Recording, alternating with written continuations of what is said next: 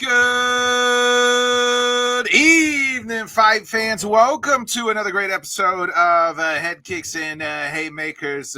I'm your boy Bodkins, and of course, with me is Mr. Bobby Blunts and the return of your boy K Witt. Baby, it is not Wednesday. It is Friday night, so you're not, don't spaz out. You don't have 2 more days worth of work.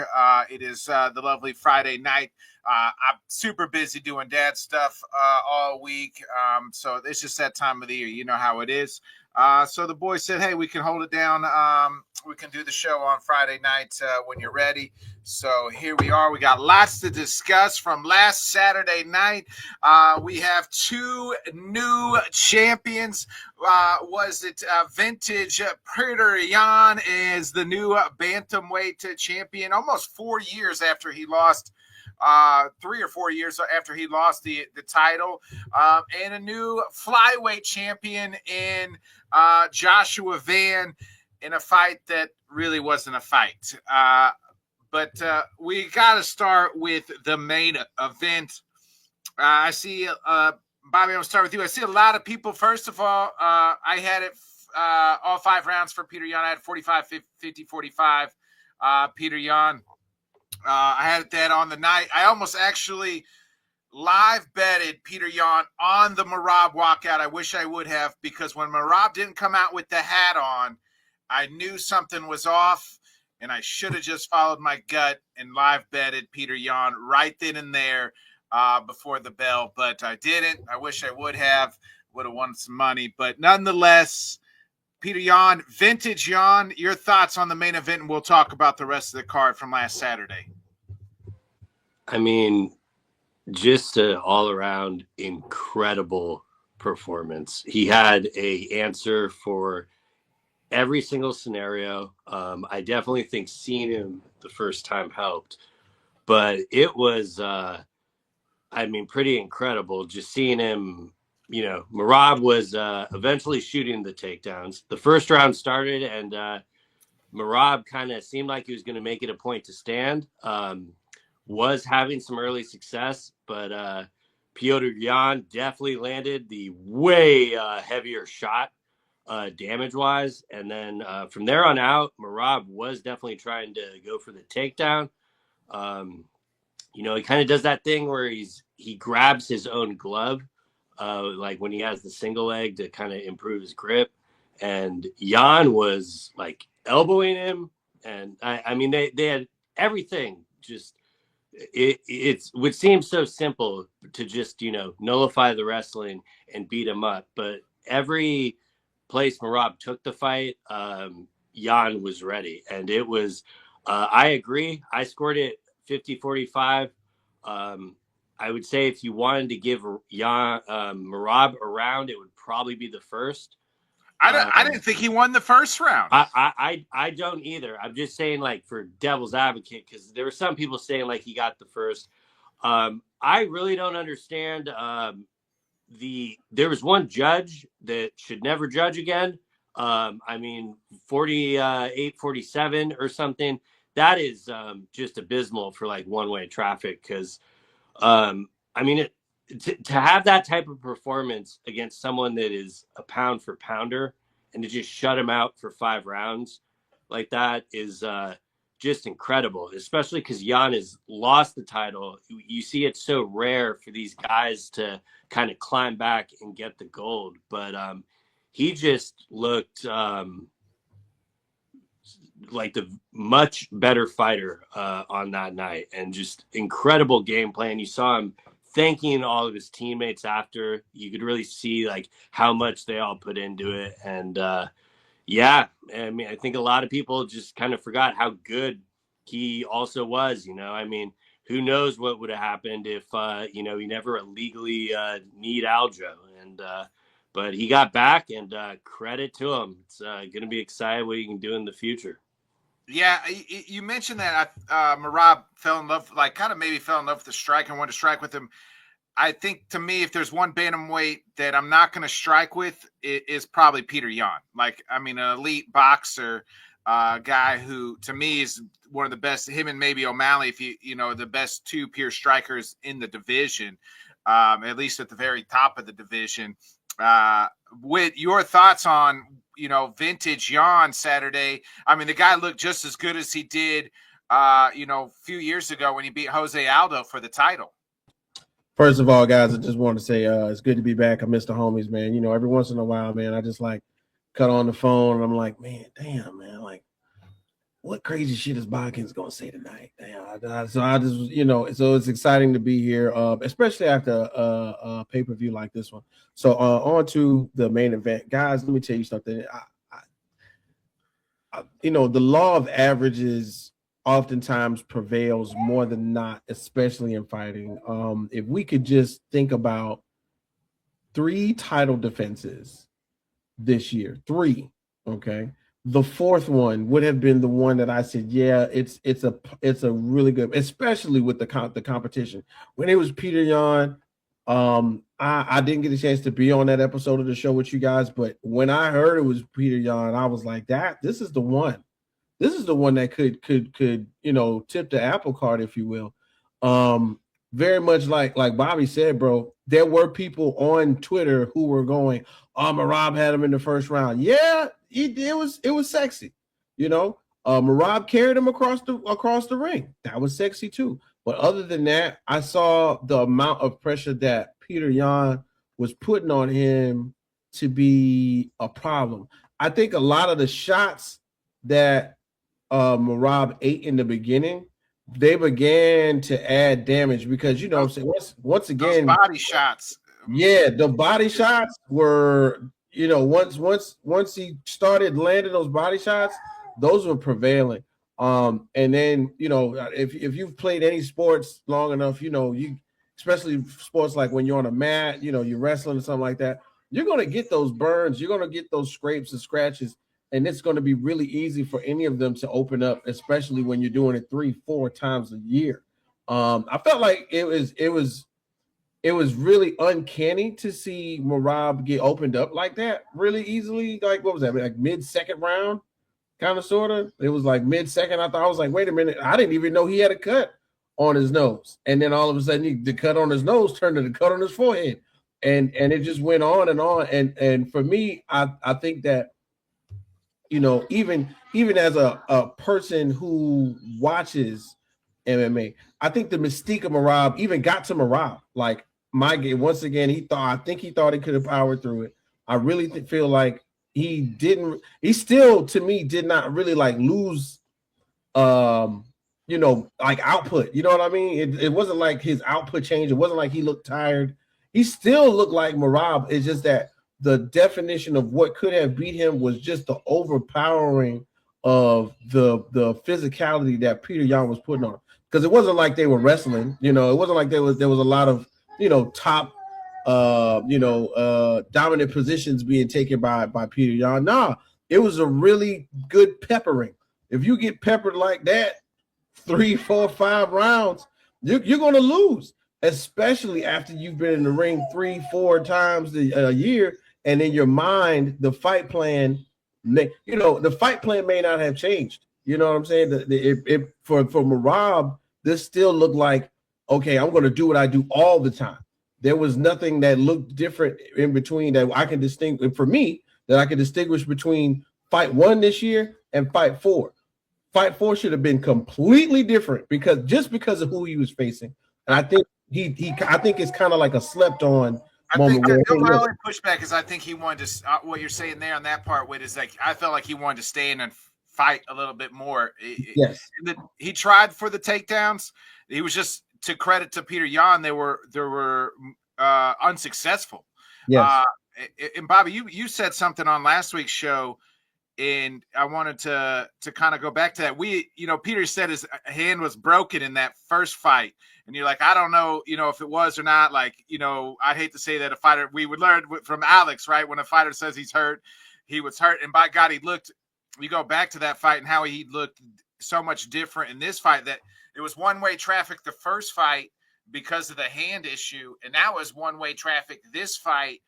So was it one-way traffic? A little bit of both, I think, Bobby, because of Peter, the adjustment in the hand, obviously, but also did Merab just bite off too much more than he could chew with the quick 2-month turnaround, 4th weight cut in the year?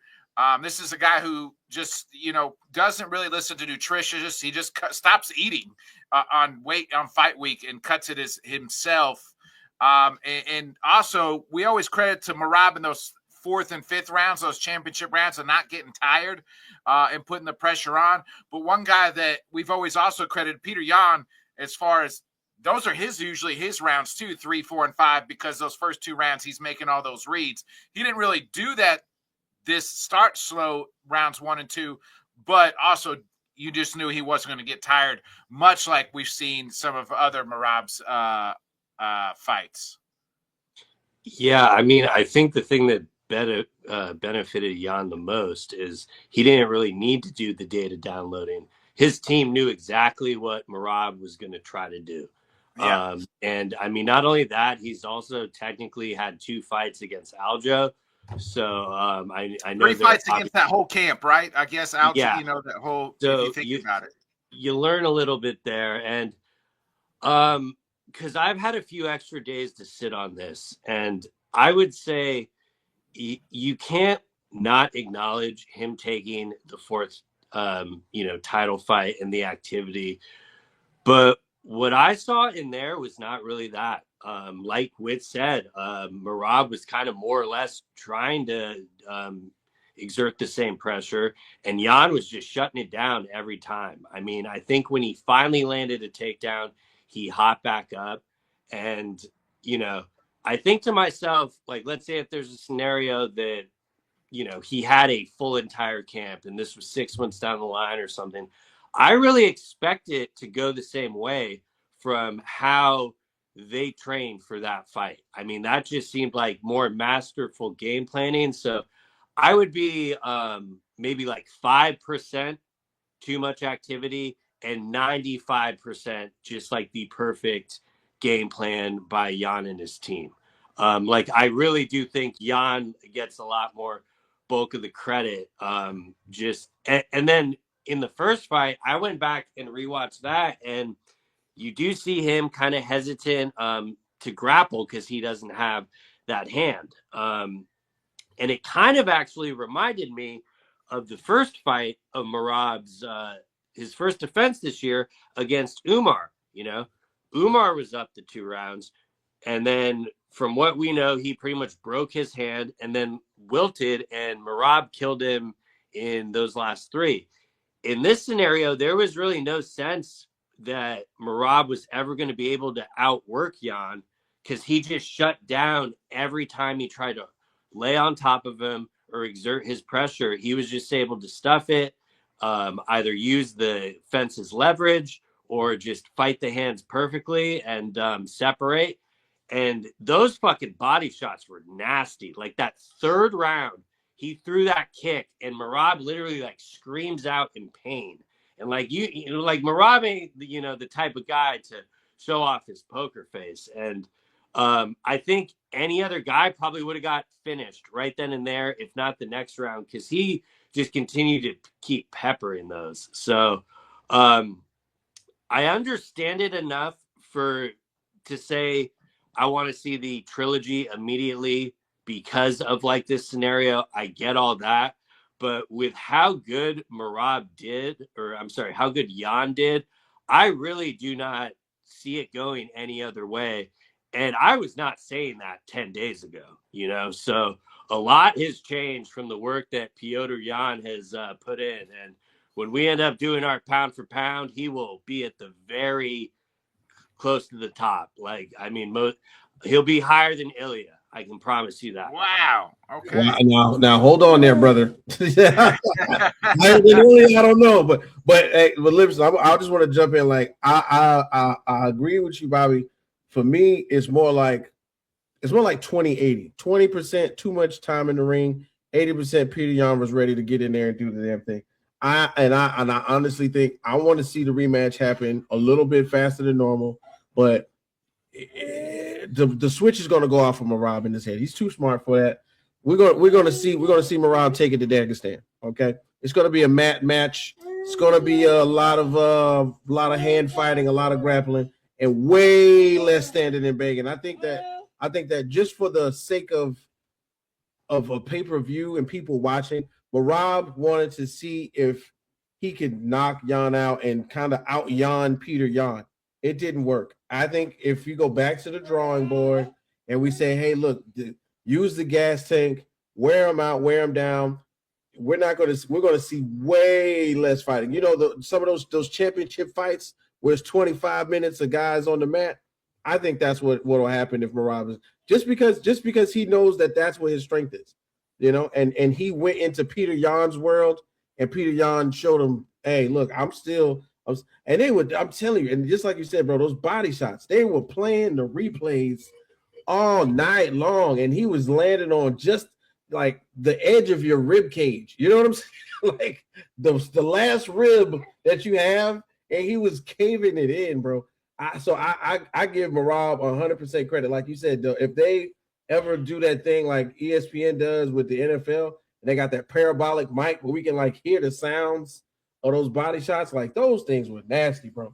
So, you know, I'm really tickling the liver. I'm really out here, you know, giving Peter Yan his credit. But I think if the rematch happens, Marab is not going to let him have that type of advantage at all. That would be the smart thing.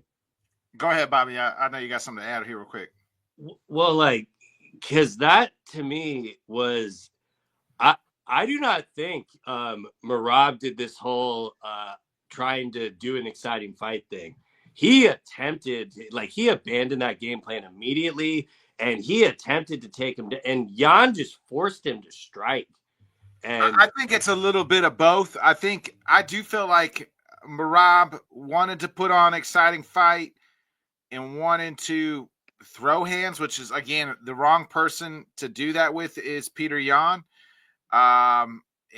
And I think to me, I don't really know where I lie in as far as like, I think it's just 50-50. Like, I'm going to chalk it up to 50-50. It's 1-1. Both guys got 50-45 in each fight. So it's not even like the two fights were close, right? Like each fight. So if you want to tell me that Jan's hand was broken, and who am I to say that it wasn't in that first fight, and Marab mopped the floor with him. And then to me, like, I do feel like the fourth weight cut, the fourth, you know, fight in the year, not even just the fourth fight, right? The 2-month quick turnaround, I think was a lot to ask of Marab. Now he raised the flag, right? Said he'll do it. That's what he wanted, and he got what he wanted.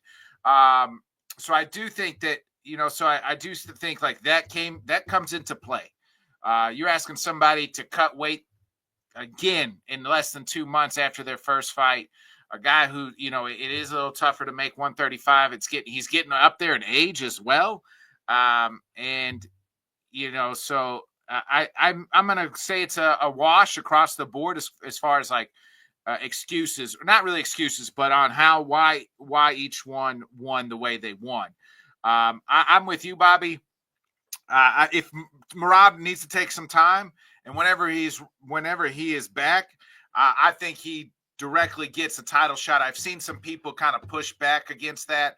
I believe that Marab right now, you could make a very well case that he's the bantamweight GOAT, and what he did this year, he very well deserves a rematch. It's not, you know, to me, it's 1-1. If this was just 50, if they didn't have the history and Peter Yan just came in there and destroyed him the first time, I might sing a different tune. But it's 1-1. Both guys could say, hey, I was fatigued, I had a broken hand, have their own thing that why they lost their fight that they lost. So to me, put Marab whenever he's ready. If it's going to be a while, then you know, you don't want to hold up the division, then Peter can fight somebody else. But when Marab's ready, he gets the first crack. Again, I have no issue with it. However, if he does, I think he's going to lose because the whole reason Marab or Yan was able to have so much success is because he was able to build back up to that victory. And I do not see one full training camp really being able to fix this. And mainly because I am a big fan of John Wood, but on Saturday night, there were way too many cooks in the kitchen. The fact that John Wood told Marab that he was up 3 rounds when he literally just probably got his rib broken at the end of the fight getting kicked. I don't know if it's because, he has Aljo between him saying something, and then obviously you have Longo there. You saw him, John Wood, trying to communicate with him, and he's looking outside the cage, getting other advice. And obviously he's done it his whole career like this. So I don't really want to make too much of it, but it was because Jan had just as many guys in his corner, but there was one specific guy giving him all the instructions, and he was just laser focused and locked in. And I would never tell Ray Longo or Aljo to get lost when they've been on this journey with Marab, but you might want to, consider just having one person telling him this information. Like after the first round, to me, it looked like Aljo saw a ghost, and he looked extremely concerned. Yeah. Rogan didn't point that out to like the 5th round, but I mean, it was. I don't know. I get the whole rematch thing. I'm not trying to say he doesn't deserve it. I just don't know if that's actually the best thing for his career long term. But then when you do mention like the age and stuff, that's where I'm kind of like, is he actually just slowing down? Because, I mean, you can make an argument of that if you compare this fight and the Sandhagen fight. Sandhagen was able to get off him in the first round. So if he is slowing down, you probably do want to just immediately get him right back in there and have him fight Jan. But that's why I'm so concerned about the rematch. I just don't really know what else will change by like spring. To me, this is like a shoe-in trilogy to just throw on the White House. Like, I don't like talking about the stupid card, but like time-wise, June, I think would be perfect. I think Marab's going to want to come back and fight before that. Yeah, and if he does, I really have no faith that it will go any differently. But before Saturday, we had no faith that Peter was going to do what he did either. You know what I mean? And that's why we love the sport, though. That's why we love it, man. And look, if it, the president said he wants to have as many as 6 titles. Well, he said 8 to 9. There's only like eight weight classes. I don't know what he was talking about, but he said he wants all title fights, man. That's what the president wants. We got to give him 20 title fights on the White House. We're gonna have all the titles. I know those guys; they're all really nice. We're gonna hang out with them. I promise. But for real though, I really think if they give it enough time and give it a really good camp, just like you said, I think Aljo is really like his friend. Like if I'm watching my friend get waxed, you know what I mean? Like I know he can come back. I know that's what he was thinking the whole time. Yeah, you could do it. And then by the 4th round, he was like, "This don't look good." Aljo told him to get on the knees, and hopefully that Jan will throw an illegal strike, and we can get out of here. Is what Aljo.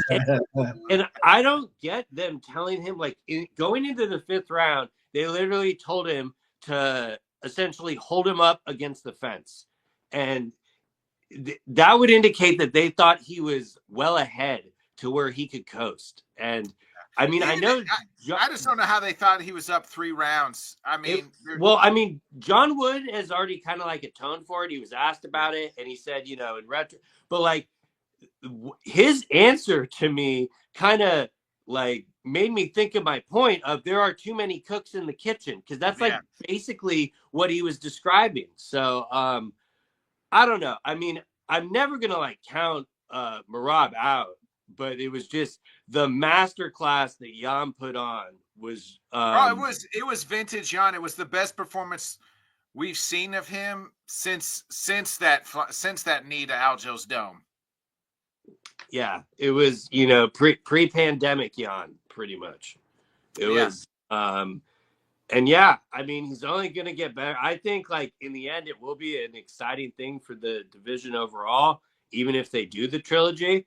And this is a fight, even though it was so wide-sided on both accounts, you would want to just see immediately again. So, Paramount Plus is going to want to milk the word trilogy, so. Yeah. Well, yeah, the new stuff happens next month. The only aspect is, here's the thing though. There's this guy out there that everybody loves, and he's the UFC cash cow, and his name's Sean O'Malley. And if Sean goes in and beats Song Yadong next month, or is it next month? Yeah, next month. He very well could be next in line for the rematch of Peter Yan. And sign me up for it, because that's a good fight. 5 rounds. We get what we wanted, what we've wanted.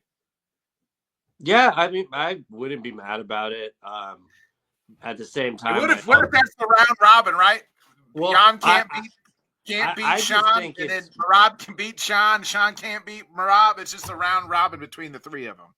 Yeah, I mean, I get it, but at the same time, I think we're counting our chickens before they hatch, because I think Song has a pretty good chance of I'm not saying that O'Malley's going to go in there and dog walk him at all. I'm just saying, like, it's a possibility. And it's a very high possibility that Sean O'Malley gets another crack at the title with just the 1 win over Song, if Peter's still the champion. Yeah, the one thing Umar's on that same card too, and Umar could try to make claim.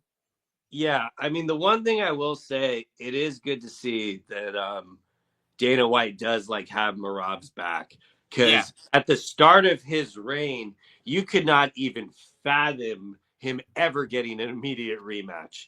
They prayed for him to lose. Yeah, exactly. So that's a nice little caveat on the side to see that he still has his back. He knows he's a company man, and they are gonna reward him. So I totally get it. And but yeah, I mean, I guess if you want to call anyone a winner on Saturday, you could make the case for O'Malley, because that history, and it would be pretty ironic if a fucking title had to be attached to it, because we've just wanted 5 rounds. But it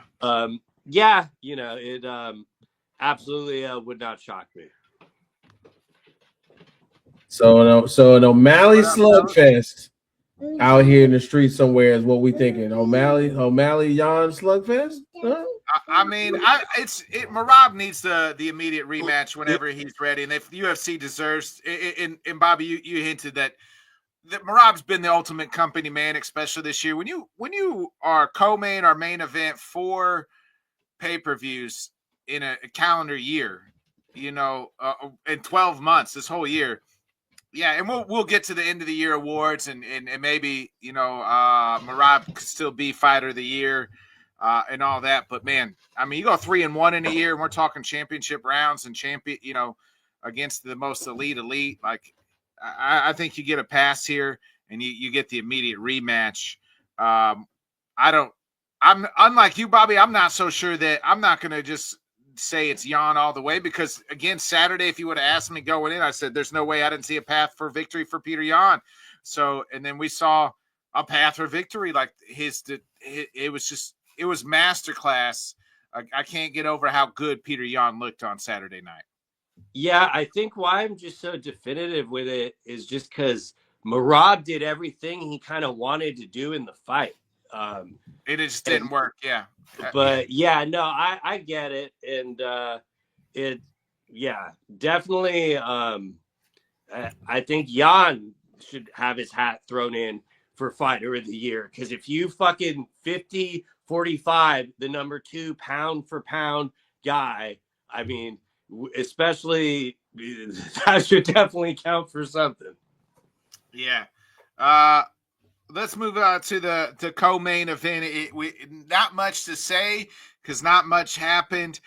26 seconds into the fight, Pantoja kind of flies in the air, puts his hand down, and his elbow explodes. And Joshua Van is your new flyweight champion. I don't want to say unfortunately, just more of unfortunately how the fight occurred, and the fight that we never really got to see. It sucks that Pantoja's reign ended this way, and hopefully he'll be able to get back in there sooner rather than later. What's your thoughts there, Whit?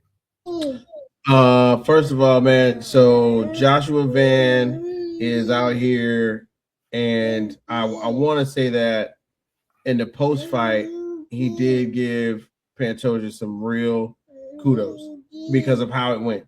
But just from the looks from the upstart, man, Pantoja looked damn good. Like just getting in the ring, Pantoja looked like a whole new guy, in this occasion. But the first little bit of exchange from Josh Van kind of gave me a bit of a it gave me a little bit of that. Maybe he's ready. You know what I mean? Maybe he is. And it wasn't nothing but really like 2 or 3 strikes. But those 2 or 3 was enough of an exchange for me to go, okay, he's not just gonna, kind of falter to the wayside and kind of let Pantoja, do away with him like we've seen on a few of his title defenses. But man, the thoughts in my brain as any other time, I'm an older guy. Y'all know that we're at that age now where if I fall down, I'm gonna be down, and your natural instinct is to try and catch your body weight with your hand. And now I'm skeptical of everything. I don't want to. Boy, I got hospital socks on because they got grip on it. I don't want to fall and my elbow explode like Pantoja. I mean, for me, it's really unfortunate that something like you said, Bikers, that something like this took away another probably historic title run. You know what I mean? The guy who was the guy for that division for a long time. I think, this would have been his third. It's like his 5th, I think. This year, right? Yeah, okay, 5th. But I'm saying, but this year, I think title defense wise, like that title defense wise. Yeah, the second fight of the year. Yeah, right. Second fight of the year, second or third. That's what I thought.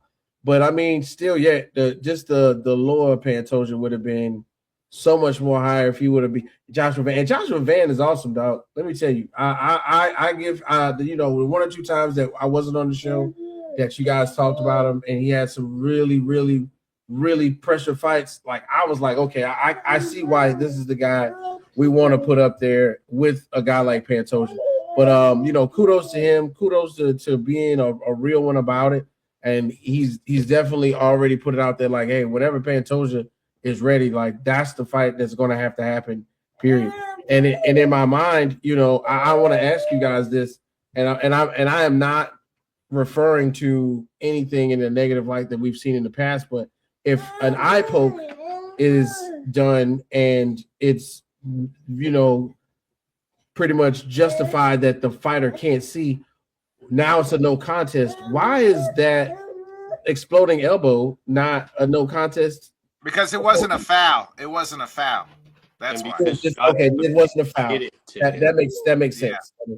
He didn't fly in the air on his own, and he was pushed. Joshua Van kind of picked him up and put him. Yeah, and like Daniel Cormier, like he actually said on the broadcast afterwards, this is worse than the Aspinall situation. Shut the fuck up and eat some popcorn. That is the most retarded thing I have ever heard him say. And he had a very bad night last night.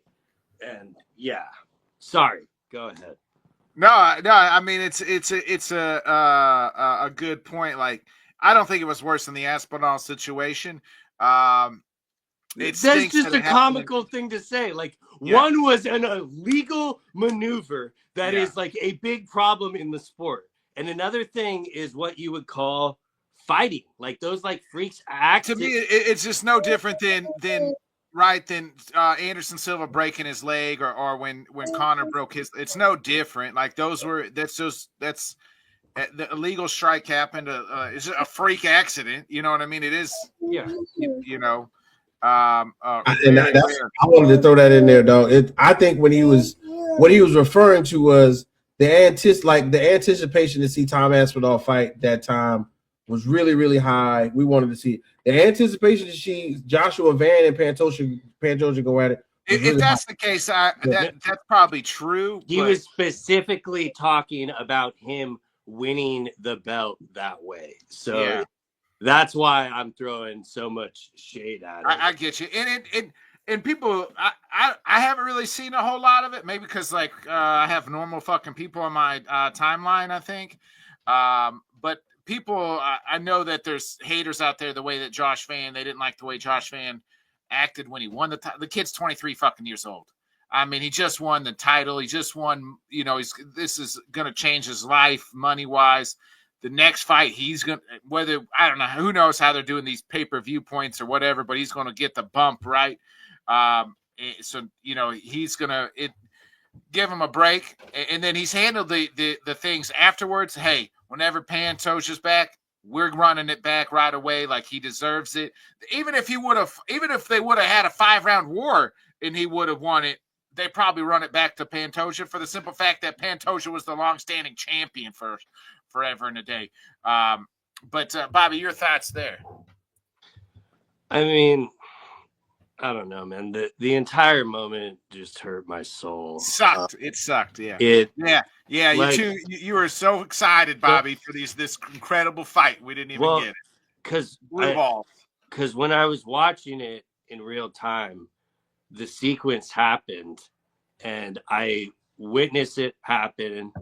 And then I realized it was going to be a TKO and Joshua Van won. And I jumped up cheering because I was so happy for Joshua Van. And then it hit my mind that what just fucking happened to Pantoja. So if I'm thinking like that, imagine the guy that just won the title that way. And anyone that has a problem with him celebrating needs to go outside and touch some fucking grass. That is the most moronic take ever. The kid was not even ranked this year, and then he became number one and he won the title. Just complete nonsense. And you feel for both guys. You saw Pantoja today. He has his elbow in a thing. He got a kettlebell. He wants to immediately get back in there as he should.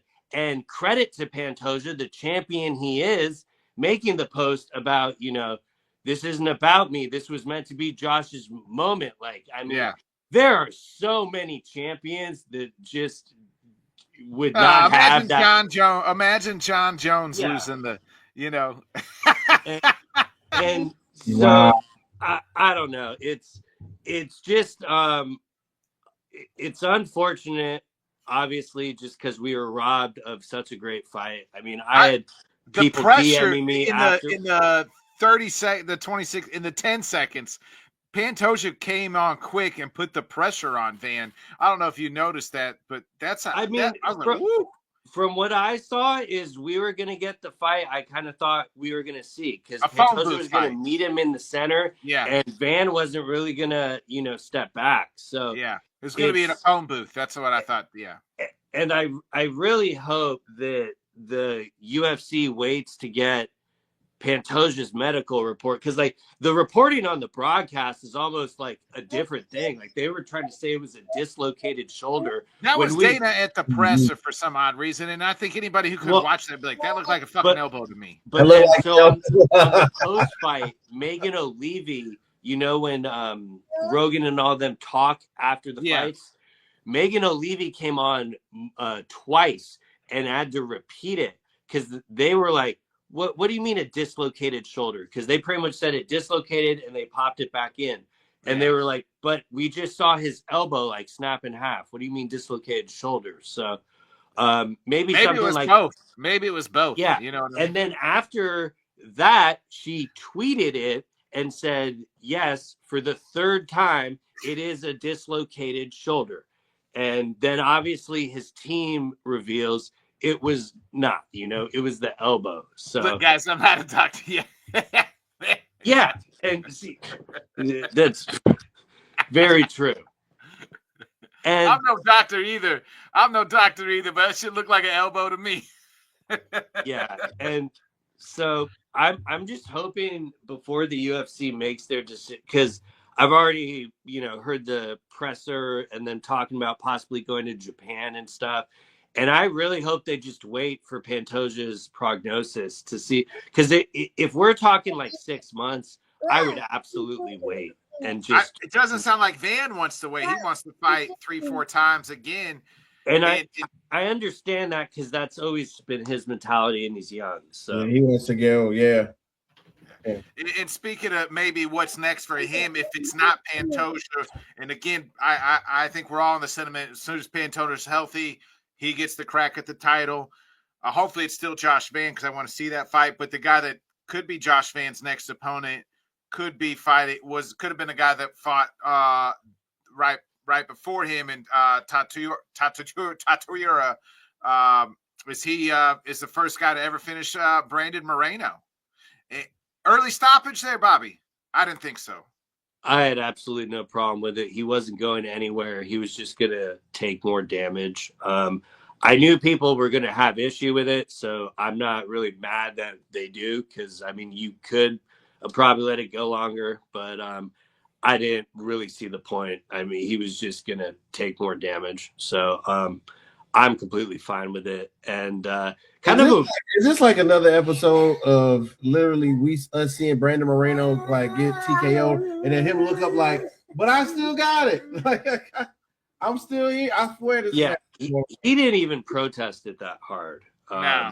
It was that like I think just kind of speaks to the damage that he was actually taking. And the round was the first round was like pretty much a stalemate. Because there was a submission attempt that was going nowhere. Yeah, he just sat there with it, like trying to like kind of had a body lock on him and just didn't do anything. I would have probably separated them at some point. Like I know technically they're in a position and you got to let them work, but that's kind of like one of those gray areas where you really. It would have been interesting how they would have judged that. I guess you had to judge it from Moreno if we would have saw it go the distance there.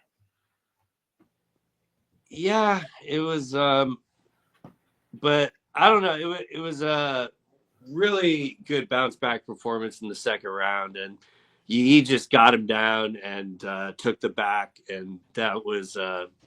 All she wrote. And like Moreno's already booked for like UFC Mexico. I don't like that. I'm not gonna lie. Well, to me that makes have him on the card, bro. Gotta have him on the card. But to that when I say like it makes me think that I go back to my previous question was like earlier stoppage, like maybe it was early stoppage because like Moreno's usually not a guy that's gonna rush right back in there. So obviously he feels pretty healthy after that fight. So either it was like you know what I mean? So maybe it was a slight early stoppage because like Moreno's quickly turned it right back around fighting on the Mexico card in February. Yeah, I think it was a scenario where he just kind of bad position. Bad position and took full damage. So yeah, he could completely go, and he probably just wants to get it back. I believe it's even a main event, which is kind of another thing we should talk about. But we got 6 weeks after this week, Bobby, to talk about all the nonsense. Yeah, I was being sarcastic. But... So much nonsense, bro. So much nonsense. We got a couple quick shout outs before we look at this week's card.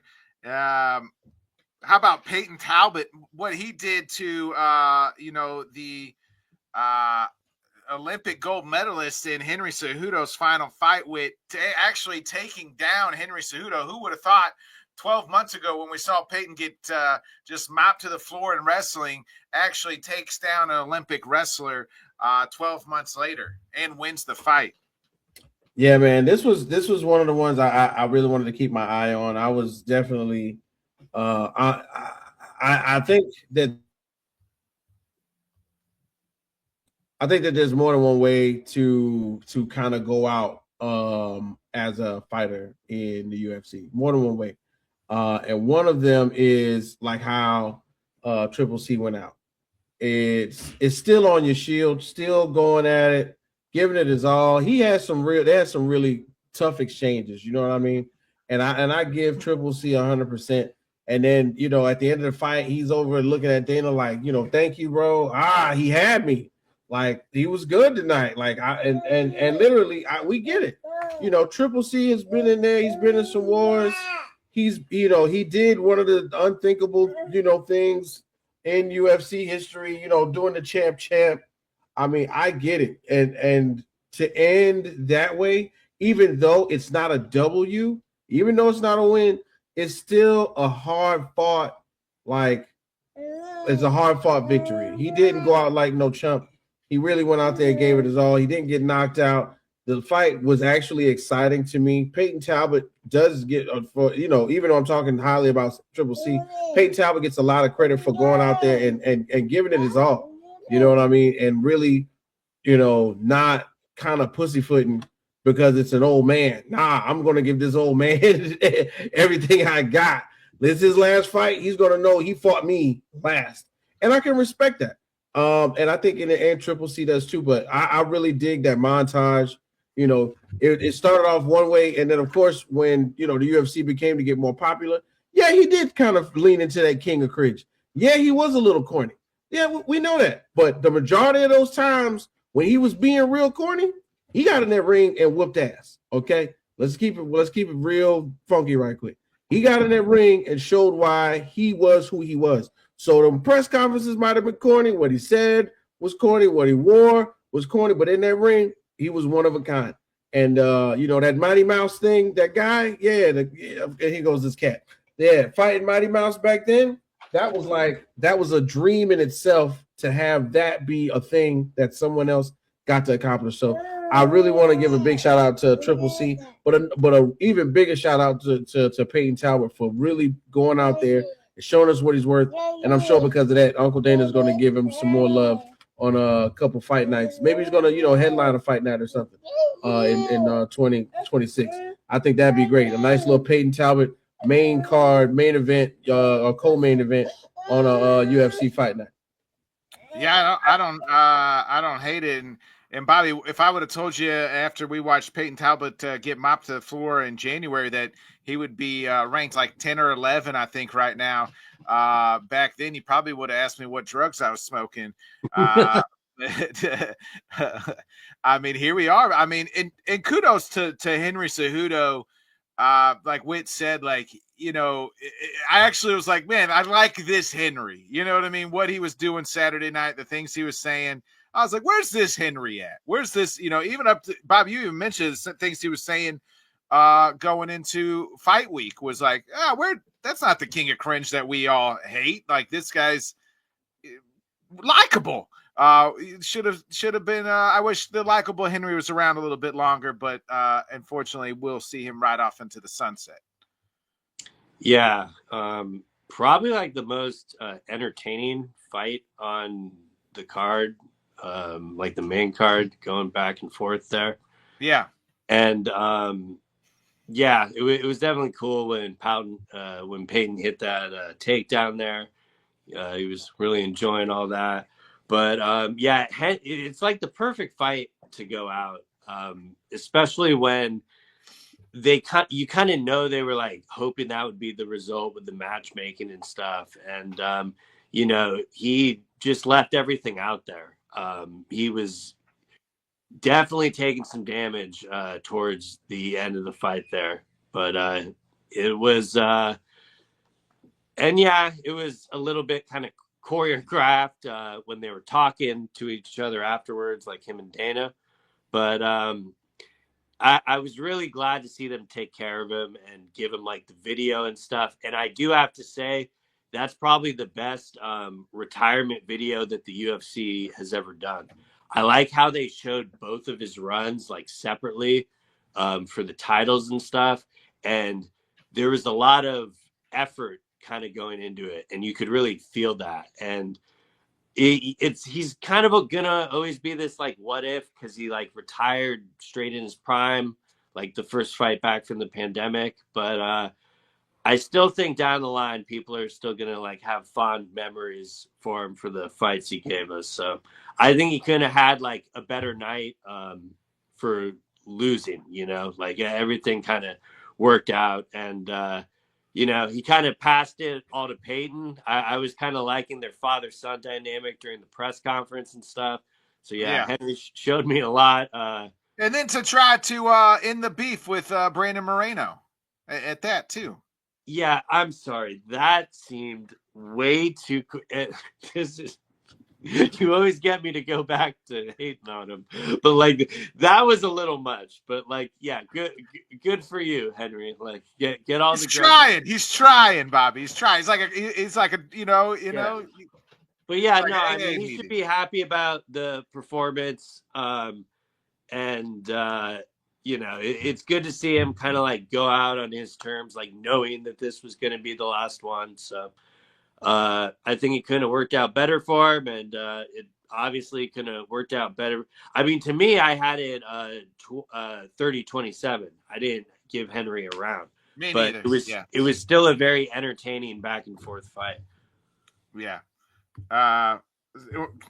Real quick to kind of finish it out. You had Guskov and Jan Blachowicz end in a draw. Manel. What? Hey, that fight. I'm sorry. That was Spider-Man versus Spider-Man right there, dog. I was like, these boys look the same. Okay. Yeah. No, I remember Boggus texting me, and he's like, "Yeah, I think that round was a 10-8."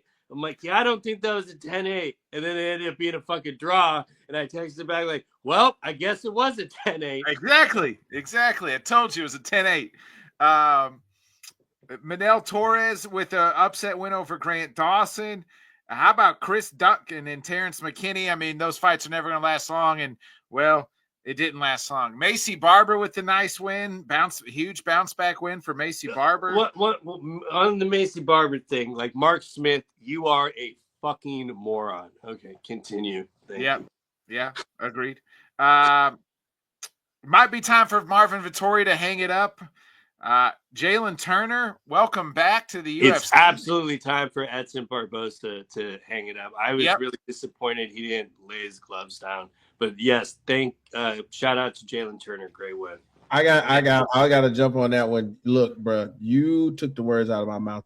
Somewhere in my mind, flashing through that fight, I was like, "Yo, he looks like how he looked when he fought years ago." But it just wasn't the same output. And big shouts out to Jalen Turner, dog. Like, we're all adults. We've all been through some really traumatic things where we thought we were going to do something else, and we kind of lose interest in it, or it takes a toll on us, whether it be mentally or with our families. We've all been through that type of stuff.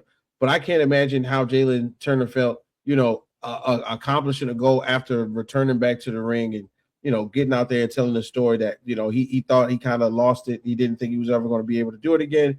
And then he goes out there and beats, and let's not sleep on it. Edson Barbosa is technically one of the greats in the division at one point in time. So I give him a lot of credit for going out there and not being scared to live out his dreams.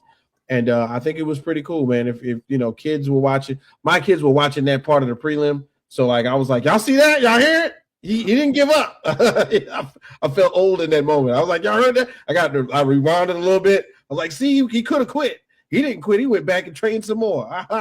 So big shouts out to Jalen Turner on that one. Yeah, it was good to see him get back after some time off after a retirement that, well, we all knew that wasn't going to be lasting long. That Marvin Vettori fight was fucking terrible too, because like up until that point, I think we had 8 finishes in a row, and then that fight just made me forget how odd, terrible. Yeah. Vettori just has bad luck in times in which. Well, you can't. Vettori's problem is like he's still so fucking tough. You can't put him down, but he's not. You can't put him down, but he also can't put other people down. Is what's disappointing. Yeah. Mm-hmm. Let's get into this final card of the year. Final card on ESPN. It is headlined by Brandon Royval versus Manel Cape. One of these guys, maybe, possibly. I would love to see if Royval wins.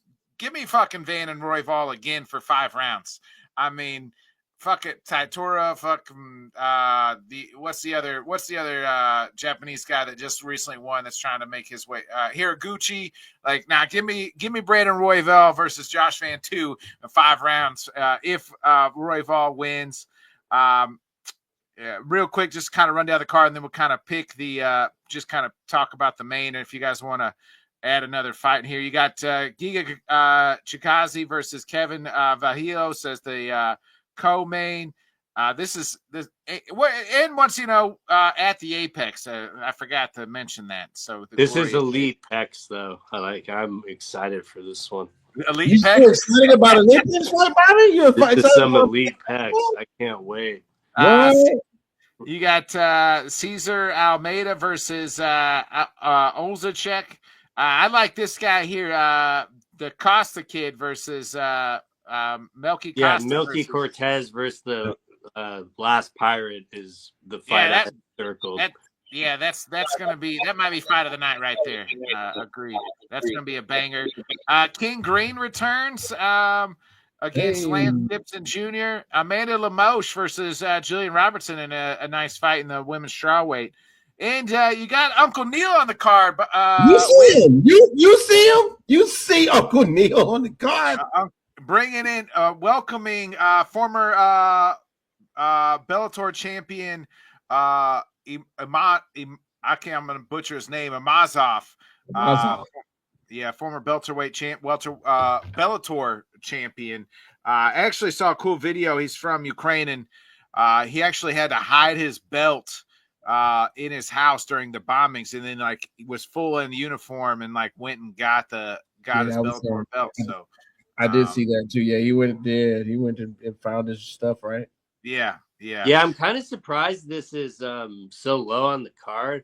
Same. I think the UFC is a little wary of these. I think they're giving him the RDR treatment. To me, that's what that is. I think they're a little bit more wary of ever since Pico, Pitbull. I think that's why they're slow, because you could just make an argument to easily have this on the main card, especially because of Neil Magny. Everyone knows Uncle Neil. So yeah. You guys' thoughts, Bobby? I'll start with you. Is there any card that you want to talk about other than the main, and thoughts on the main? It would absolutely be Milky Cortez versus the last pirate. How do you pronounce his last name? I will. Sharir. Yeah, I think it's too close to, I always think it's too close to Chatri, and I always say Chatri, and I know it's not Chatri. It's like it might be Charrier. I think, yeah. His friend. Yeah, I mean, that one's going to be very exciting. Milky's really been on a streak, and I'm kind of interested to see if he can keep putting it together. He's been trying to get a fight for a cool minute, and the odds are minus 110. I couldn't agree with them more. I think it's a very even fight on paper, and that one's kind of circled for my fight of the night. I'm almost worried to gas up fights anymore because of the Joshua Van result. I forgot to mention that. So, the next few weeks, if I'm a little gun shy, that's, going to be why. But that one's going to be really good. And you got some heavyweight slop on here. I don't know if you watched Contender Series, but the big guy that told Dana White he would suck his toes if he would sign him, that guy's fighting. Is he worse? Steve Ospland. Yeah. That should be mildly entertaining as well. So I think they're actually kind of going out with a bang. I did also on the pay-per-view they were doing this. I'm sure they'll do it on this card. They're showing us old ESPN memories, moments that happened. So I would expect them to kind of be repeating that. I'm curious if they do an all Apex one. That would be the ultimate troll job from the UFC to ESPN, because I do find it quite funny. They're going out kind of in the same place that is the reason why ESPN was nah, we're good, sort of thing. But at the same time, they got the Apex because so Dana can spend time with his family. So remember that, we're at the, Dana's only seeing his family twice a week, or twice a year. He's going to see his family a lot less, because I hear they're expanding Contender Series to like 24 weeks or some shit. So, you know, Contender Series they like stuff. announced that's They're going to gonna be be like rolling everything Paramount out. stuff. So they're just going to have all that content on there. Yeah, but that's at the Apex at least, so you don't have to leave really. Yeah, He but just go from room to room and just looks disappointed at everything he sees. the as far as the main event goes, I think it's a perfect fight to end the year. We were supposed to get this fight originally, and you know. Oh yeah, that's who Joshua Van stepped in for, right? Yeah. So yeah. it's kind of cool that like How about a week that after the title gets put on him, like that match is actually happening again. So that's kind of interesting. You know, Raw Dog always brings it. And I'm, you know, a lot of people like really don't know what to do with Kite. I'm fairly high on him. I do think he can like be a problem in this division if he can like just have some consistency. He already made weight today, and he did seem quite a bit bigger than Royval at the face-off. But you know, Royval's always game. But oh yeah, if I were to pick this, I would probably lean on Kype decision because I just don't know with the damage that Rada took last time. He talked about his team wanting him to fight smarter. I don't know if you can really do that with Cop because he's going to be right in your face. So, but at the same time, it would not shock me at all if Roy Val was able to get the victory. But I'd probably lean Kype. Yeah. Whit, your thoughts here? You're good. You got the baby. Yeah, he's crying. Right. If you got to hop off, Whit, that's cool. We'll let you go handle baby. We're going to wrap up here anyway. All I want to do is throw out here real quick. Hey, look, I wasn't around, but real quick, I want everybody to know somehow, some way, Lamont Roach had another draw. How in the hell does this man have 2 draws in a row? He fought Isak Cruz, that's right, Pitbull Cruz, ended in a draw, same card, O'Shaky Foster, Stephen Fulton. O'Shaky Foster put him down on the ground. But we got next week, y'all. We got to have it. We got to watch it. We got to talk about it a little bit more, of course. Jake Paul and Anthony Joshua, bro. It's going to happen. I'm more interested in Alicia Bumgardner and Layla Boudin. I can't wait to see that. Anderson Silva and Tyron Woodley are going to box. Ooh, I can't wait to see that. We are gonna make sure that we understand that we are not as excited as seeing a UFC pay-per-view, but we will end the year with Jake Paul actually fighting a real fighter, you guys, in Anthony Joshua, and we will at least get to see him put on some type of display where he won't just be paying to knock a guy out on pay-per-view. Yeah, we'll talk about that next week since there's not much to talk about. But we'll let you take care of the kids. All right, see you, brother. You, Bobby, back to this Saturday's main event.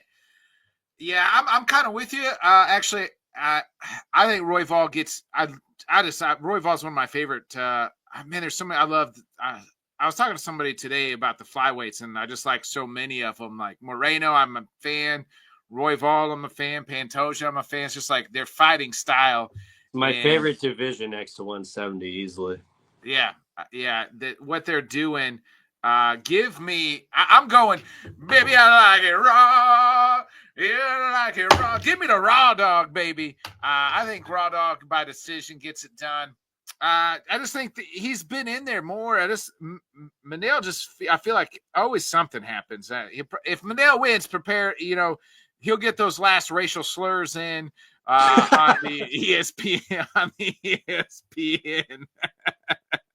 Yeah, if you're able to, I know you just got betting. If you're able to bet that a foul happens in this fight, I would bet yes. Yeah. Is there a racial slur that the Manel game will say? Any final thoughts, Bob, before we get out of here? No, I think that about covers it. PFL is also on tomorrow morning. You got Chris Cyborg. You got what they're doing at heavyweight to actually crown a heavyweight champion. So that should be interesting. So we could probably mention the results of that as well as the Apex on Saturday there. Yeah, I forgot about the major PFL card. It'll be interesting what happens there. We'll talk a lot more of this stuff. Like I said, we got 6 weeks after this week to, talk about all the things that we haven't really talked about the last few weeks because we've had fights and everything else. So we'll get into more of the news stuff during the break. Francis and all this stuff. We'll have an award show, talk about all that, and our prediction show for the year. So, all right, well, that'll cover a few weeks of it at least. So, other than that, we'll be back at our normal time next week, 8 o'clock Central on Wednesday, 9 Eastern. So please tune in. Other than that, Bobby's got to go get some sushi. I'm going to go hang out on the couch. So. Have a great weekend, folks. Enjoy the fights.